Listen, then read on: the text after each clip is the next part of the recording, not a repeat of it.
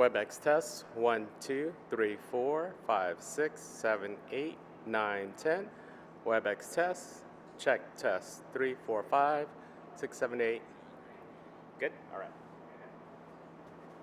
Oh, here's the thing is the highlight.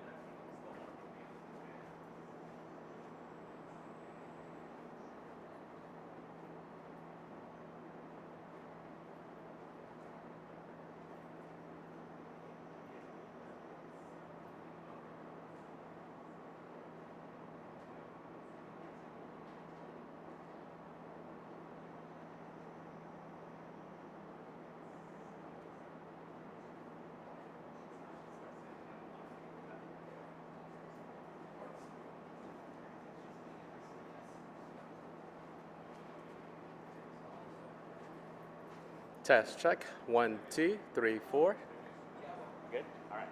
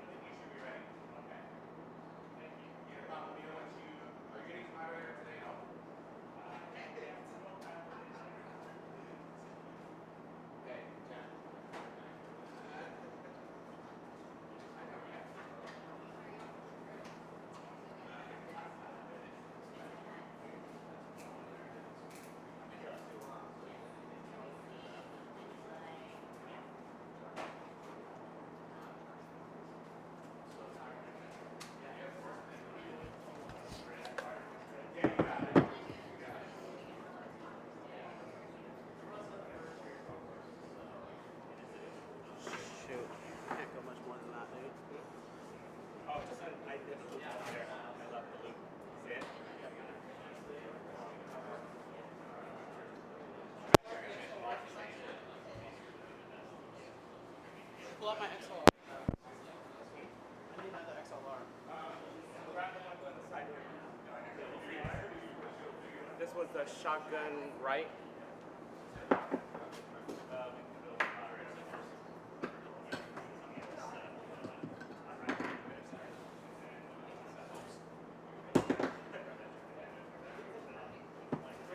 Give me the other side of that.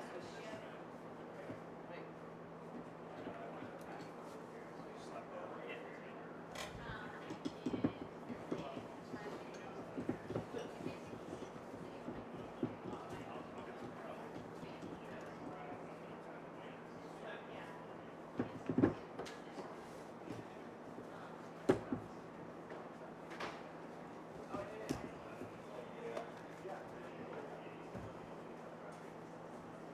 How you doing? I'm Mike. I'm Josh. Hey Josh, how are you? Nice to Sorry, meet you, I got Mike. cold hands from being in the media center. I totally understand.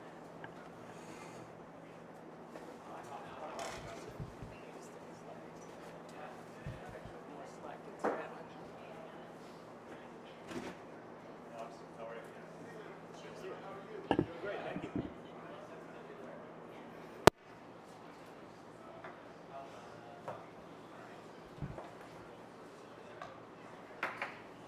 There's a nifty little maneuver there.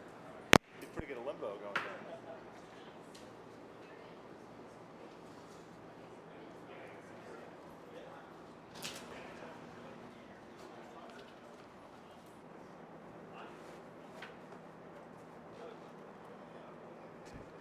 Test mic 1, 2.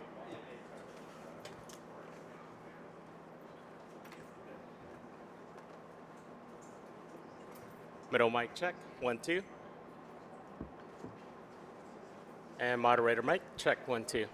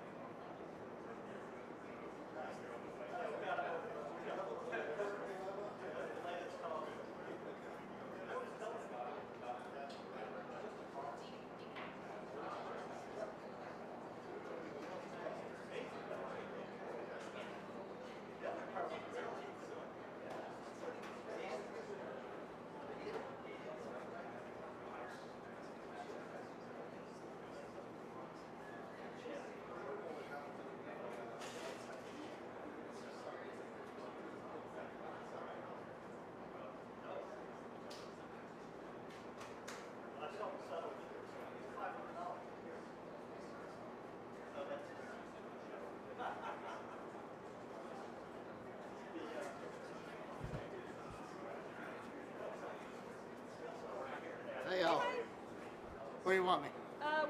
Where's John? Where do you want Mr. Nicholas? Which side? Okay. That right? No, the other right now. This way. Center or here? Center's good. Yeah, he said Center there. He for said Put you. you in the Yep. middle. Okay. Hey, Jack, let me grab the your.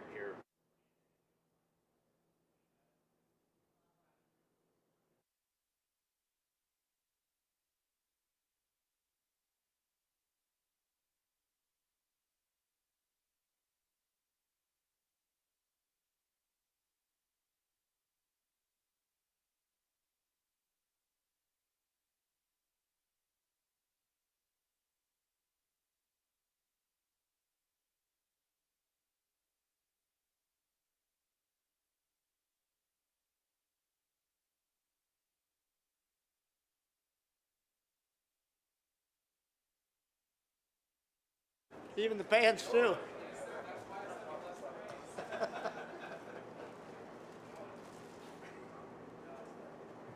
Jack, Mike Troslin, director of the World Golf Hall of Fame. Oh, have you didn't get a chance to meet yesterday? No, I didn't get back. Oh, okay. Unfortunately, but yeah, it was a very nice event yesterday. What? It was a very nice event yesterday. Yeah, in it the was. Clubhouse. Yeah, it was. How many grandkids did you say now? 24? I have 24, yeah. Actually, I got 7 grades, so 2 more. 9 on the way, so that'd be, if you got grades and regulars, that'd be Congratulations. 33, I guess. We just had our second daughter 6 weeks ago. So little ways to go to. Yeah, you well, take your time. It gets there too fast as it is. Yeah. Are they mainly local around you in Florida, or are they? Yeah, they most branched of them. out a little bit? Most of them. That's nice. Most of them are there, and then Michael's family's in Atlanta. The rest of them are all Okay. in Florida. Great. We're actually right in the Palm Beach area. Michael's my only real.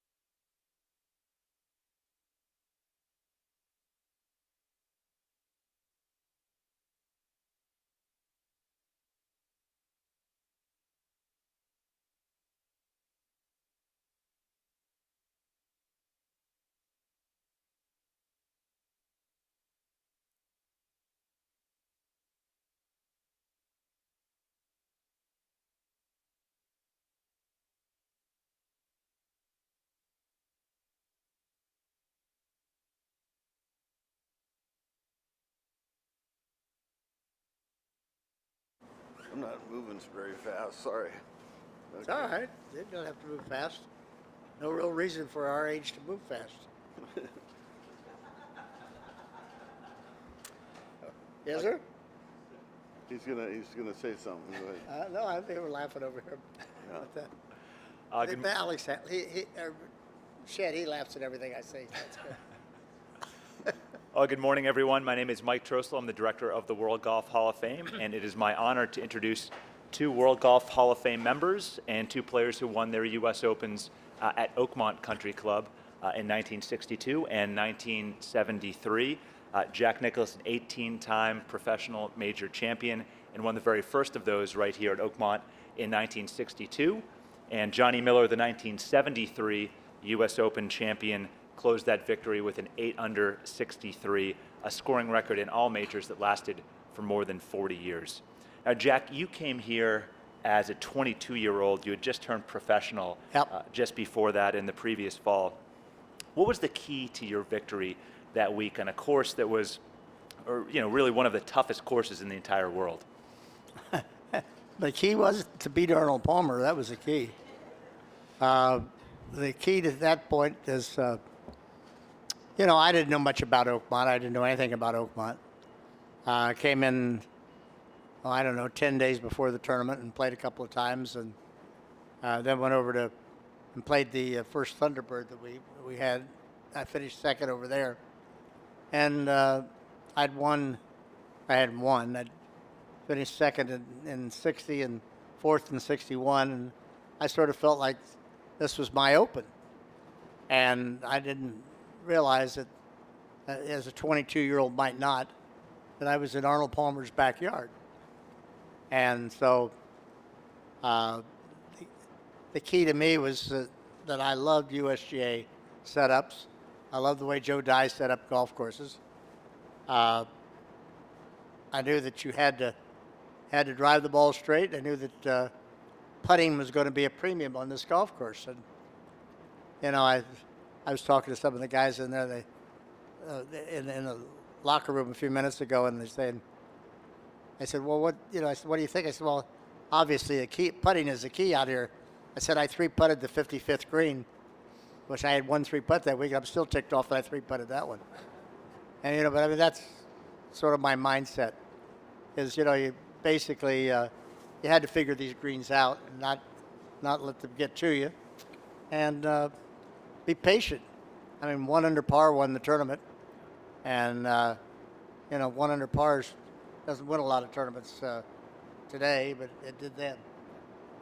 And Johnny, in 1973, you started the final round 6 strokes back. You're tied for 13th place.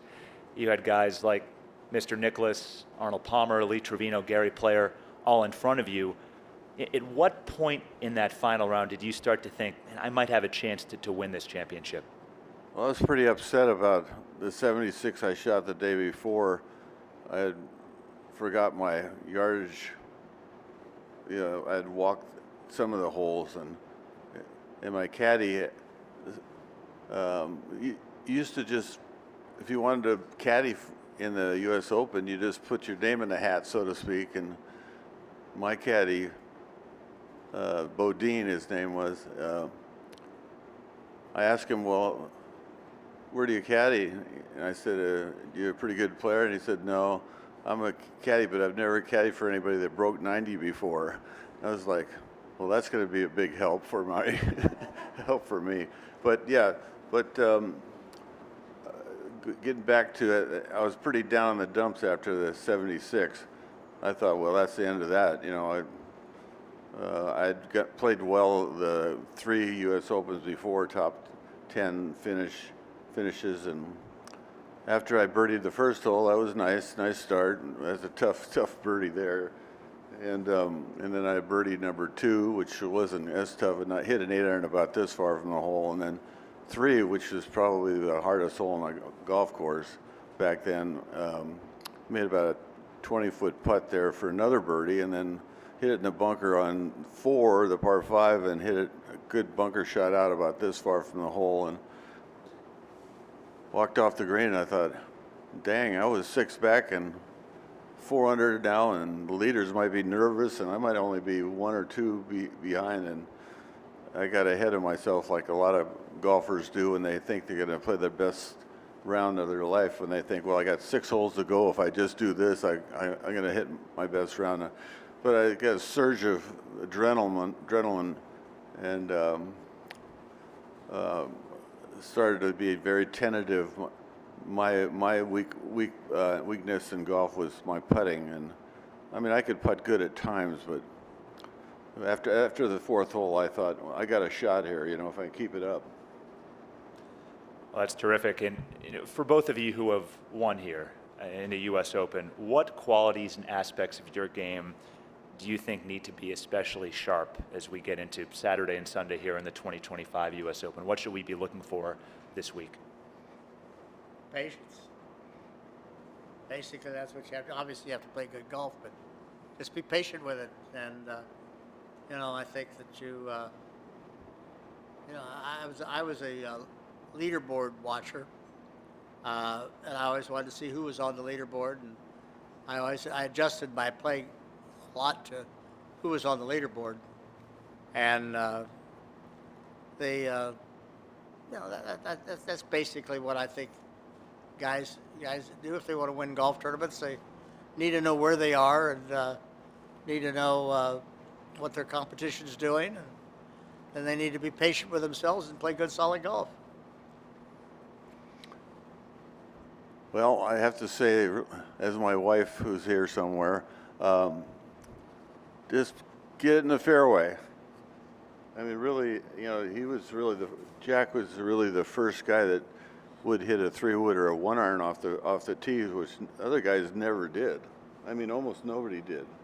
And Most guys went ahead and drove it and did it in the rough, right? yeah, and so I mean, when you get the ball in the fairway, you can work the ball if you need to, and you just eliminate so many mistake upon mistakes. So, if you hit here in this rough, and then you try to get too much out of the lie, you get even more trouble. So still all about hitting that ball in the fairway. You see the guys that don't, like Bryson DeChambeau. I mean, he was living in the rough there this last couple days, and of course he gets to watch it on TV today. But yeah, you got to hit it in the fairway. And then got to be able to handle the U.S. Open pressure. There's a lot of guys, like Jack was sort of alluding to, that the thought of winning a U.S. Open is a little out of their comfort zone. So there's only a certain kind of player that can win a U.S. Open, especially on Sunday. Very good. We're going to open it up some questions. If you have one, please raise your hand. We'll have a mic come over. Doug. For both of you, I don't know if the USGA did it then as they do now, but sometimes they'll ask a champion to donate the one club that was critical to them winning that week. What would it have been for you? Could you hear all that? Here? Did And you what hear that, club Jack? is critical to winning here? Here, Doug? Yeah, when you won in 62 and John. Well, I pre-putted one time in 90 holes. I always had my laughs with Arnold. You've heard me say it before, but I told Arnold, I said, I shot 39 at Cherry Hills to lose to him there, and told Arnold, I said, Arnold, if I hadn't shot 39 the last 9 holes at Cherry Hills, nobody'd ever heard of you. And he said, yeah. He said, now if I hadn't 3-putted 8 times at Oakmont, nobody'd ever heard of you either. So it works both ways, and that's probably right. I mean, if Arnold hadn't 3-putted 8 times, he'd have won the tournament. If it was 8 times, whatever the number was. But the key to Oakmont to me was not 3-putting. For me, I sort of was up and down the first couple of days. I wasn't really hitting the ball that great, and especially on the 3rd round when I shot the 76. I did not play well at all tee to green, and then I don't know, on that last round it was like my guardian angel up there said, okay, we're going to put together a perfect round of golf. And it was literally a perfect round of golf. I mean, it was like I missed one fairway on 11 just by a couple feet, but the fact I hit every green and hit the ball underneath the hole, only had one putt that was a little bit downhill, and that's hard to do at Oakmont, to hit 18 greens and have no downhill putts. So, but yeah, that round was just, I guess, was meant to be because I was not playing that great. I'd played with Arnold Palmer the first 2 rounds, which was back in those days was a crazy experience with his gallery. His gallery they were crazy, and crazy good. And but to get through the gauntlet of playing with Arnold on the first 2 rounds was pretty good. We both shot 140.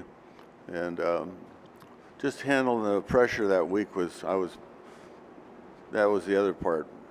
And Jack, you played obviously with Arnold in the playoff, but in the first 2 rounds as well in 1962. What was that like for you? Well, Arnie was the top player in the game at the time. He won the Masters earlier in the year. He was he was a guy you had to beat if you wanted to win, and particularly here. And so it was really kind of funny because I never really heard the gallery.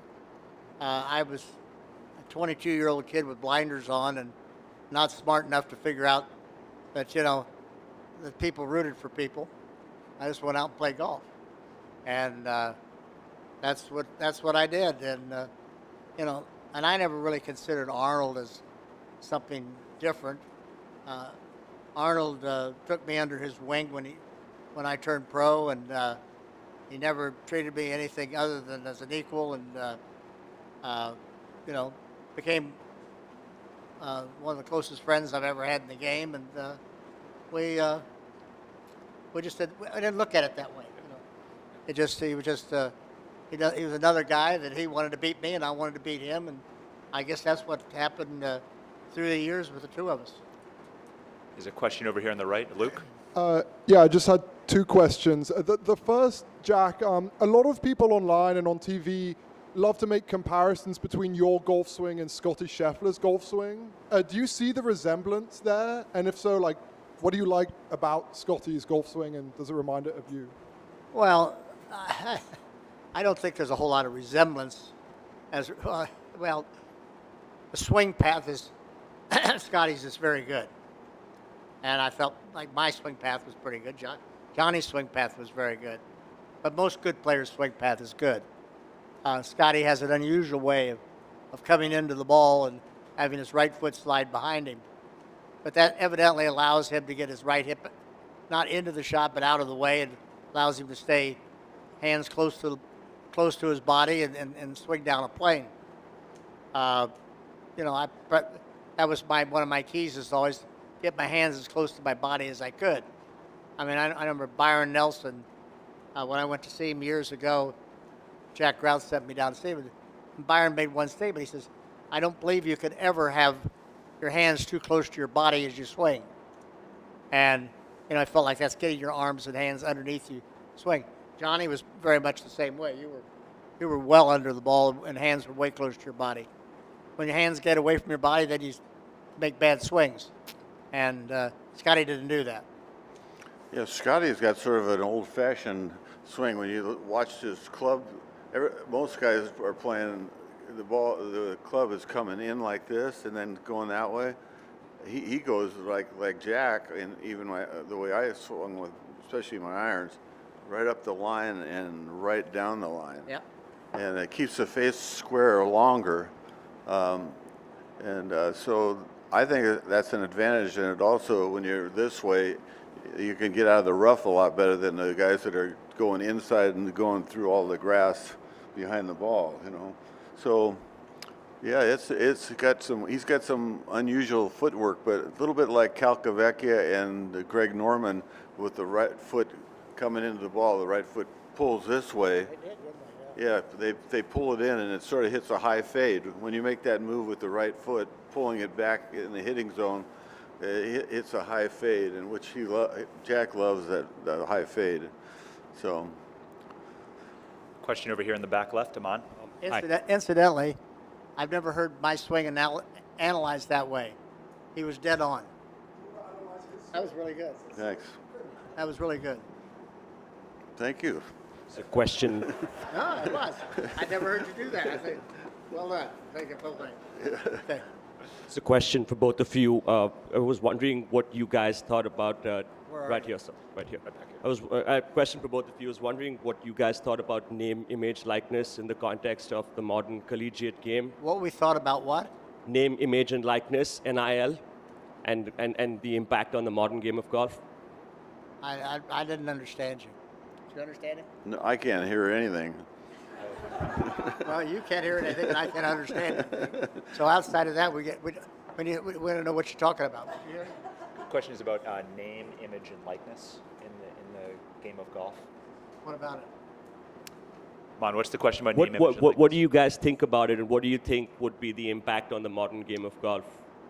At least, given all the endorsement deals that collegiate players have today. I still have no clue what he's talking about. Name, image, and likeness and impact on the game of golf. Name, image, and likeness impact on the game of golf?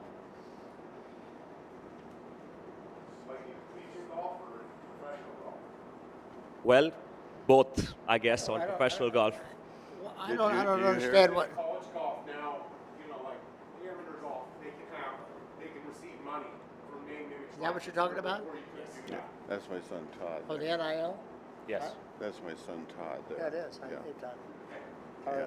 Yeah, like college golf, now the college players are receiving money through their name, image, and likeness, and you guys back in the day couldn't do that, So Thank you so We much. play That's what I college meant. golf, we couldn't. Yeah, like college golfers, and then I guess it affects. That's what I meant, yes. Too, feeds into that more, but, kind of just, what are your guys' thoughts if they play junior and amateur golf receiving money just on their name, image, likeness?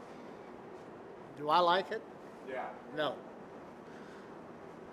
Well, they always say money corrupts, so I hope it doesn't corrupt the values of the game. I think what you're asking is basically the college players. College and amateur players, is that what you're asking? And, my feeling is I do not like what's going on in college athletics today. I don't think a lot of people like what's going on particularly. I think the athletes like it. But I think that, and I think that, you look at most of your scholarship athletes are athletes who could not take a job. They're sponsored by the school, paid for their education, which I think is great. But athletes have never been able to receive any money where they could go home for a weekend or take a girl out on a date, or they couldn't have a job while they're working. That's part of their deal. I don't like that part of it. I think athletes should get a stipend of some kind. Well, I don't know how much. I think that probably depends on what the situation is. But I don't like the idea that you got the best team money can buy. I don't like that. I don't think that's what you're asking, isn't it? Yeah, I don't like that part of it. I think we're all caught up into it. All the colleges are caught up into it. I don't think they can figure out a way to get out of it. I hope they do. NCAA has not evidently been able to control it.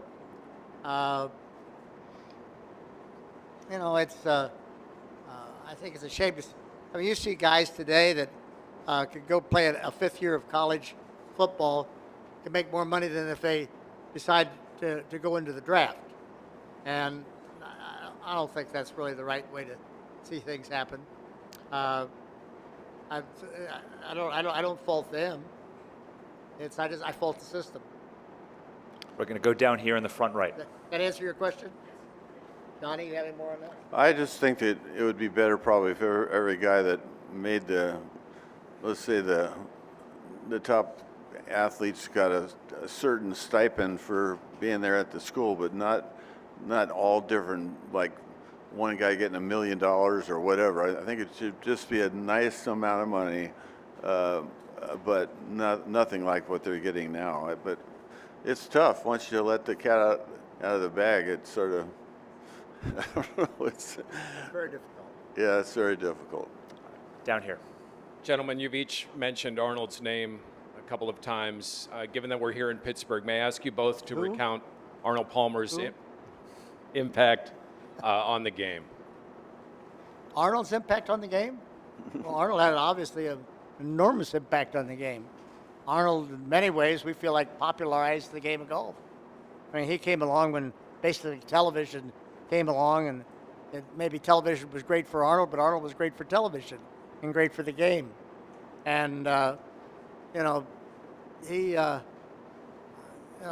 a flair about him that nobody else had, and people loved him, and and rightfully so. He earned what he got. He did a great job. I agree with exactly what he said. It's Arnie had a sort of like a Seve Ballesteros, sort of an aura about him. Not that they did anything like Chichi Rodriguez, who I love, but I mean, it wasn't like he was entertaining. It's just there's something about the way they walk and handle themselves, and Arnie was a man's man, big time man's man. He could have been with John Wayne as two leading guys in a movie, But yeah, it's nice to have a guy like that can help push the game along, like Tiger Woods did. Go to John down here in the front center. Johnny, Jack referred earlier to having 1 3-putt and that it ticked him off. Do you recall? John over. Yeah. Do you recall how many 3-putts you had? I know on the last round I 3-putted the 8th hole. I hit a 4-wood right on line with the pin and underneath the hole 25 feet, and I left it short and missed a putt about that long. Did a 360, but I didn't have that many 3-putts. I don't try to remember how many 3-putts I had, so I'll let that for some. Couldn't have many. Huh? Couldn't have many. No, I didn't have any other on Sunday anyway. We had Adam over here on the right side. Johnny over here. Johnny. Guys, Right over to the right side. Who's it for? right here. Yeah. Hi. Good to see you. Could you guys talk about the quality that you most admire about each other, both personally and professionally? Well, I'll go first this time. He's not a normal guy, this guy. He's just, he just believes in what he can do, and he had the length, and he had the high ball, and nobody could hit a 1-iron like he could. Nobody concentrated more than him. Nobody really, he would be there. Imagine in a major championship, this guy would be there a week early, and for 4 or 5 days, he's the only guy that had been on the property. Who do you think once the bell rang on Thursday, he thought? Who do you think he believed deserves to win? And that this feeling of deserving to excel and win is a huge part of athletics. If you feel like Scheffler, he believes he works harder on his game than anybody else, and there's something about that one. And Ben Hogan, nobody hit more balls than Ben, right? And that feeling of deserving is a huge part of being successful. Well, Johnny Miller is obviously really good player. I loved his swing arc. Loved the way he played. I loved the Johnny was a streaky player, and that once he got his putter rolling, get out of the way, because he made a lot of putts, and but Johnny carried that sort of I suppose when you get that thing going, a little bit of a swashbuckling attitude into broadcasting too, and he played it as it was, and I think he said it as it was when he was on the air. And I think you admire a guy for sometimes he's going to take a little bit of a hit for sometimes what he said, but for the most part, that's what he thought. And I can't criticize somebody for saying what they thought. And Johnny did a really good job of that through the years of his broadcasting. He was probably the most insightful guy out there. Johnny, do you wish you stayed in TV a little longer? Do I wish I kept announcing? what he asked you. I got it. I'm just thinking about it.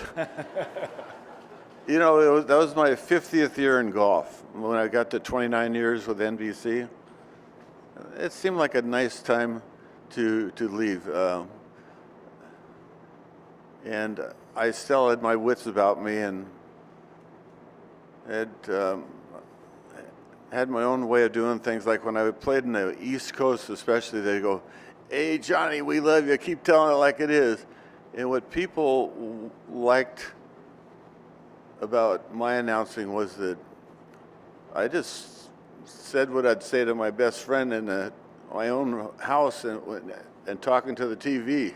You know, it was sort of like, it is what it is. You know, if a guy duck hooks on the last hole and hadn't hooked a ball in a month, you know, you might be joking, you know. And I was the first guy to use that word, which is not a very nice word, but I thought the greatness of golf was the choke factor. I just still think that that's the greatness of golf, is to be able to handle pressure. If you can handle pressure, like Jack liked to hang around, you know, the first 3 days and then just feel like on the last days he got a huge advantage. You know, he believed in himself and not only believe in himself, he could produce on that last round and handle the putt or the shot. And I was more of a guy that didn't like it to be close. He liked it to be close. I wanted to I won the Phoenix Open by 14 shots. You know, I like to just, if that ball's going in the hole, I'm going to fill it up until the round's over if I can. So there's none of this fancy stuff about, you know, hitting away from the target. I wanted to have the thrill of going for knocking the pins out of the green. You know, that was my fun. You know, I like to drive fast and hit hard with the driver and that kind of stuff. So I don't know. Everybody does it differently, but that's just the way I thought. Very good. Question over here, Alex on the left. Yeah, for both of you, since you were talking, Johnny, You about got to talk really loud. Is that loud? Too loud? No, I want it louder. Okay. All right, fair enough. There you go. Everybody hear that? Thank you. You were talking about doing things differently. The purse this week is $21.5 million, and the winner gets $4.3 million, and even if you miss the cut, you got $10,000. Can you talk about how different your lives would be if you were playing for those numbers? Actually, I don't think it made any difference, Alex. We played at a time when it was what it was. I think I won $13,000 when I won here in '62. I don't know what your prize was, Johnny. Probably 25,000. Yes, when you won, it would either the lesser tournaments were like 20,000, and good tournaments was 25 for first place, and the bigger ones were 30,000 in our era. That's what it was, Alex. And, you know, would I have loved to have had what's going on here when we played? Yeah, obviously all of us would. But I'm also was really pleased that I know Johnny and myself are both sort of trailblazed the way for what's happening today. And had we, you know, I think you look back at Hogan and Snead and those guys trailblazed it for us. And I mean, I know how far off I am, but like Hogan's lifetime earnings were $400 and some thousand. And you know, the guys today, I mean, you say they're winning 10 times that to win the tournament here. Yeah, Scotty Scheffler, what do you win? Oh yeah, I mean, it's unbelievable. It was like $80 million or something last year, some crazy amount. But I mean, you know, Alex, would it have changed our life? I would hope not. I would hope that we probably would try to live our life very similar. I've enjoyed what I've done. I love playing the game of golf. I've loved my design work. I love being involved with being able to take and utilize what I have to be able to, in charity, and help others. They're all things that I don't think it would have made any difference whether we were playing for what we played or for what they played for today. If we'd had the ability to do that, I think I've tried to do the same thing.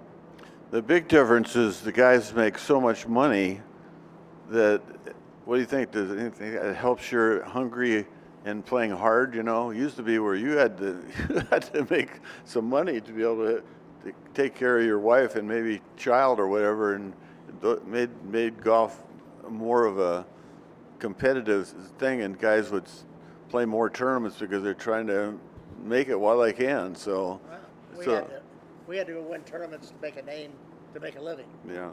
Today they make a living playing golf. All right, Jack, Johnny, thank you so much for being here. We really appreciate it. Have a great rest of the week. Thanks, everyone. Thank the USGA too. Thank you. Thank you so much.